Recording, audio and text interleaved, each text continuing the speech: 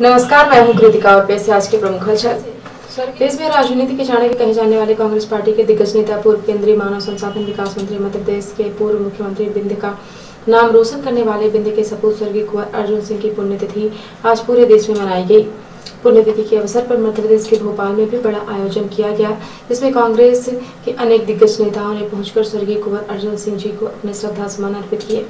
सीधी जिले के चुरटराव सागर तालाब समाधि स्थल में मध्य प्रदेश के पूर्व मंत्री सिहावल विधायक कमलेश्वर पटेल ने पहुंचकर कांग्रेस के वरिष्ठ नेता, गरीबों के मसीहा, सर्वहारा वर्ग शुभचिंतक, मध्य प्रदेश के पूर्व मुख्यमंत्री बिंद के लाल, तेंदुपत्ता श्रमिकों के नायक दाऊ साहब स्वर्गीय कुंवर अर्जुन सिंह जी की पुण्यतिथि पर उन्हें नमन वंदन कर पुष्पांजलि अर्पित की। स्वर्गीय कुंवर अर्जुन सिंह की पुण्यतिथि पर सिहावल जनपद के अध्यक्ष श्री मान सिंह ने भी राव सागर तालाब पहुंचकर कुंवर साहब की समाधि स्थल पर पुष्पांजलि अर्पित करके उन्हें अपनी श्रद्धांजलि दी। स्वर्गीय कुंवर अर्जुन सिंह की पुण्यतिथि के मौके पर चुरटराव सागर तालाब में युवा कांग्रेस के उत्सव सिंह टिंकू ने अपने कई साथियों के साथ पहुंचकर स्वर्गीय कुंवर अर्जुन सिंह जी की समाधि पर पुष्पांजलि अर्पित की और स्वर्गीय कुंवर साहब के प्रति अपनी आस्था प्रकट की। इसी अवसर पर उत्सव सिंह टिंकू द्वारा राव सागर समाधि स्थल पर आम और अमरूद के फलदार पौधों का वृक्षारोपण किया गया। इस दौरान जीवन सिंह, लल्लू कपूरी, अनुराग सिंह, विकास सिंह सहित अन्य कई लोग मौजूद थे। ये आज कुंवर साहब की पुण्यतिथि का कार्यक्रम है। आप लोगों ने आज उनकी समाधि स्थल पर क्या आयोजन किए हैं, क्या कार्यक्रम किए हैं? हम लोगों का सौभाग्य है कि कुंवर दाऊ कुंवर अर्जुन सिंह जी की आज पुण्यतिथि है। हम उन्हें सबसे पहले श्रद्धा सुमन अर्पित करते हैं और एक अपने को सौभाग्यशाली मानते हुए, परिवार का एक सदस्य होते हुए आज हमें सौभाग्य प्राप्त हुआ कि फलदार पौधे आम के, बिही के, कटहल के राव सागर तालाब में समाधि स्थल पे लगाए गए उनके आशीर्वाद से। और हम सबके प्रेरणा स्रोत, युवाओं के मार्गदर्शक, पूर्व नेता प्रतिपक्ष अजय सिंह राहुल भैया के निर्देशानुसार ये कार्यक्रम करने का सौभाग्य प्राप्त हुआ। विगत 2 माह से सीधी शहर में फल सब्जी के थोक विक्रेताओं द्वारा अपनी समस्याओं को लेकर हड़ताल की जा रही है। इस दौरान फल सब्जी विक्रेताओं ने फल और सब्जी का विक्रय पूर्णतः बंद रखा है। इसकी वजह से आम जनता परेशान हो रही है।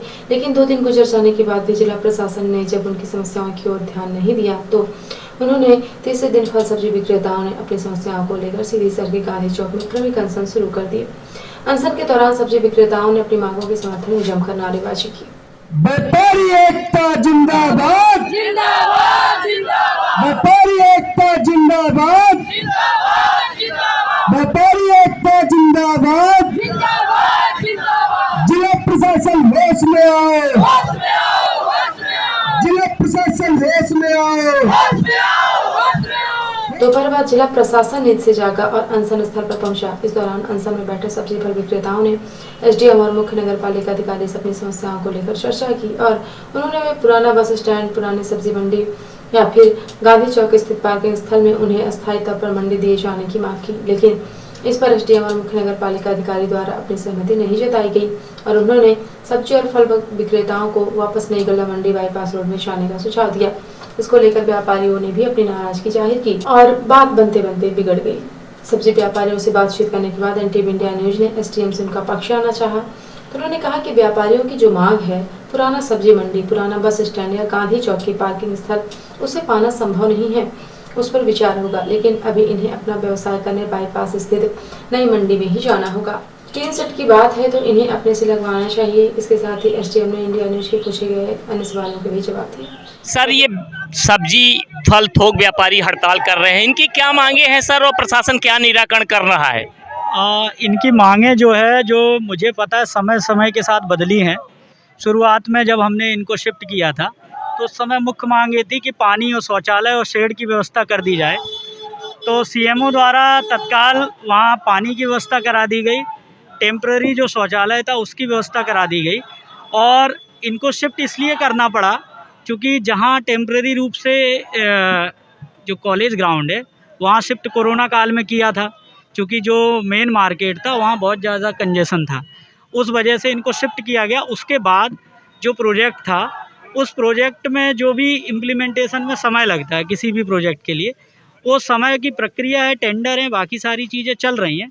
उसी दौरान इनके द्वारा एक नई मांग की जा रही है। जैसे हम यहाँ खड़े हैं, ये पार्किंग स्पॉट है, तो इनकी एक मांग है कि हमको ये पार्किंग स्पॉट दे दी जाए। इसी तरीके से उनके द्वारा 2-3 विकल्प सुझाए गए हैं। एक बस स्टैंड भी चाहा गया है, पुराना बस स्टैंड। तो सर नया बस स्टैंड तो बन चुका है, सोनांचल बस स्टैंड को देने में क्या दिक्कतें आ रही हैं? नहीं, दिक्कत ये आ रही है, अभी बस स्टैंड है, उसका क्या उपयोग हो सकता है, उसका अभी उद्घाटन भी नहीं हुआ है, और भी बहुत सारी समस्याएं हैं। अभी जो आज की स्थिति में हम क्या सॉल्यूशन दे सकते थे? पुराना बस स्टैंड की मांग तो टेम्परेरी कर रहे हैं सर, टेम्परेरी व्यवस्था तो बनाई जा सकती है। टेम्पररी व्यवस्था तो जहाँ है वहाँ भी बनाई जा सकती है, वहाँ ऑलरेडी है। वहाँ जो समस्या है धूल के लिए सीएमओ को मैंने शेड भी नहीं है सर, वहाँ तो कुछ भी नहीं है। शेड के लिए इनकी शुरुआत में ये मांग थी कि टेम्पररी हम ही को बोल दिया जाए, तो अब हमने कहा ठीक है, शुरुआत में सीएमओ का कहना था जब हम अपना इन्वेस्टमेंट कर रहे हैं तो किसी को क्यों नुकसान हो। अब टेम्पररी शेड के लिए भी अगर किसी को लगता है तो वो अपना बना सकता है। लेकिन सर इसमें न्याय कैसे होगा? 200 व्यापारी हैं, अगर कोई 10 बाई 10 का लगाता है तो पता चल उतने व्यापारियों को शेड नहीं लग पाए, तो कैसे इसका न्याय कैसे होगा? न्याय तो ये है कि संघ है, संघ अपना उनका स्वयं भी न्याय करे, प्रशासन भी न्याय करेगा। जब दोनों लोग साथ में आते हैं न्याय तभी होता है। प्रशासन ने जो अपने विकल्प हैं वो उनको अवगत करा दिए हैं, और ये भी बता दिया है कि यदि आपकी नज़र में कोई और बेहतर स्थान हो तो आप हमको अवगत करा दीजिए। हम उस पे जो भी हमारा प्रोजेक्ट रेडी है, हम इस ज़मीन की बजाय किसी दूसरी ज़मीन पे हम वो इन्वेस्टमेंट करके आपका शीघ्र टेंडर की प्रक्रिया करके। लेकिन सर ये बनने में कम से कम 1.5 साल या 2 साल का समय लग जाएगा, ऐसी परिस्थिति में ये कहाँ जाएंगे सर? ऐसा नहीं है, 1.5 से 2 साल का समय नहीं लगेगा। हम उस प्रोजेक्ट को शीघ्र पूरा कराने का तत्काल में जो हमने अपनी तरफ से उनको ये आश्वासन दिया है कि आप जहाँ हो वहाँ आपको 3 समस्याएं मुख्य रूप से थी। एक धूल की समस्या थी, तो उसके लिए हमने बोल दिया कि धूल की समस्या हम आपको नहीं आने देंगे।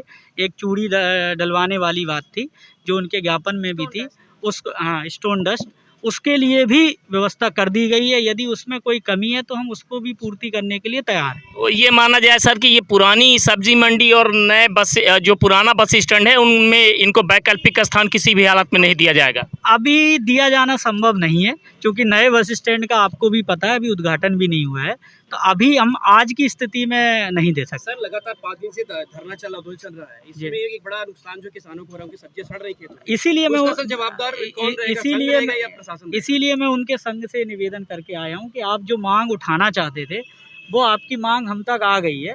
अब आप हमको कुछ दिन का समय दीजिए, जो भी आपके वैकल्पिक अगर आप जो चीज़ें चाह रहे हैं हमें उस पर भी विचार करने का समय दीजिए। जैसे आप पूछ रहे थे क्या नहीं हो सकता, अभी हमें उस पर भी विचार करने का समय दीजिए। लेकिन तब तक जो अपनी चीज़ें चल रही हैं, किसानों का नुकसान हो रहा है, इवन स्वयं व्यापारियों का बहुत सारा नुकसान हो रहा है, तो अभी उस चीज़ को न करिए।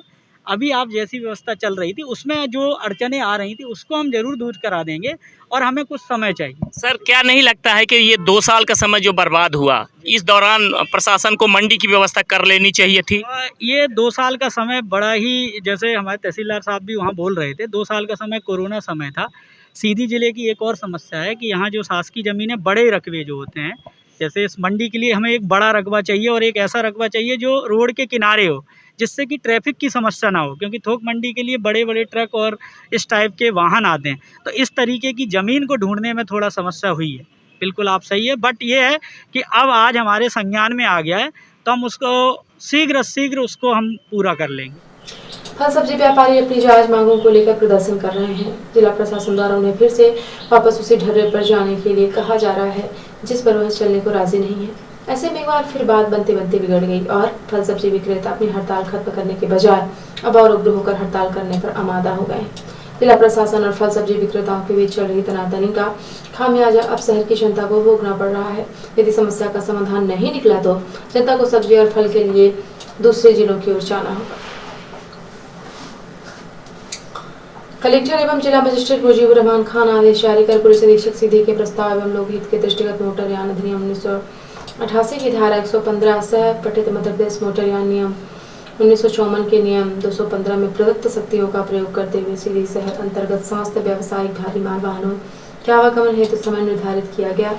जारी आदेशानुसार सुबह 9 से दोपहर 1 बजे तक एवं दोपहर 3 बजे से रात्रि 8 बजे तक प्रवेश प्रतिबंधित रहेगा तथा दोपहर 1 बजे से दोपहर 3 बजे तक एवं रात्रि 8 बजे सुबह 9 बजे तक प्रवेश प्रतिबंध से मुक्त रहेगा। आदेश का उल्लंघन करने की स्थिति में संबंधित के विरुद्ध आईपीसी की धारा 188 एवं मोटरयान अधिनियम के प्रावधानों के तहत दंडात्मक कार्यवाही की जाएगी। उल्लेखनीय है कि सीधी शहर के मुख्य मार्गों पर व्यावसायिक भारी वाहनों का अत्यधिक आवागमन बना रहता है, जिससे मार्गों पर विद्यालय महाविद्यालयों के छात्र छात्रा एवं आम नागरिकों को जाम का सामना करना पड़ता है, जिससे वाहन दुर्घटनाओं की संभावना बनी रहती है। उपरोक्त स्थिति को नियंत्रित करने हेतु पुलिस अधीक्षक सीधी द्वारा शहर नो एंट्री समय निर्धारित करने हेतु उल्लेख किया गया है। 4 मार्च को अंकुर अभियान के अंतर्गत कलेक्टर श्री मुजीबुर रहमान खान द्वारा कलेक्ट्रेट परिसर में पौधारोपण किया गया।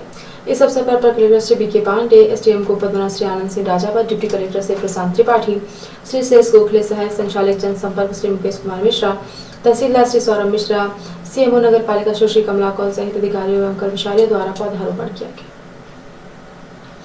रिपोर्टर हिमानी रौतेला ने बताया कि जिला निर्वाचन अधिकारी धीराज सिंह आरवाल के निर्देशों के क्रम में विधानसभा सामान्य निर्वाचन 2022 की मतों की गणना आगामी 10 मार्च को चुनाव आयोग द्वारा निर्धारित की गई है। आदर्श आचार संहिता को दृष्टिगत रखते हुए मतगणना के कार्यों में कोई चूक न हो, इसके लिए शुक्रवार को एमबीपीजी कॉलेज मनोविज्ञान सभागार में मतगणना कार्य है तो नियुक्त कार्मिकों को प्रथम प्रशिक्षण कार्यक्रम पावर प्रेजेंटेशन के माध्यम से मास्टर ट्रेनर द्वारा 2 पालियों में सैद्धांतिक एवं व्यवहारिक प्रशिक्षण के रूप में दिया गया। प्रशिक्षण के दौरान postal ballot, electronic transmitter, postal ballot system की विस्तार से मास्टर ट्रेनर द्वारा जानकारी दी गई। मतगणना के दौरान भारत सरकार व राज्य सरकार की कोविड-19 गाइडलाइन का पालन अनिवार्य होगा। उन्होंने बताया कि मतदान 3 प्रकार से किया गया है, जिनमें postal ballot, electronic transmit, postal ballot तथा ईवीएम की मतगणना की जाएगी। इस हेतु कार्मिकों को प्रशिक्षण तीनों प्रकार की मतगणना के संबंध में प्रशिक्षण दिया गया। और अब पेश है प्रादेशिक हलचल। सुधीर सक्सेना मध्य प्रदेश के नए डीजीपी बने। विवेक जौहरी से रतलाम एसपी का चार्ज लिया था, आज उनसे ही डीजीपी का प्रभार लिया। मध्य प्रदेश पुलिस के नए मुखिया बने आईपीएस सुधीर सक्सेना पद संभालते ही कहा, स्मार्ट पुलिसिंग और टेक्नोलॉजी पर रहेगा जोर।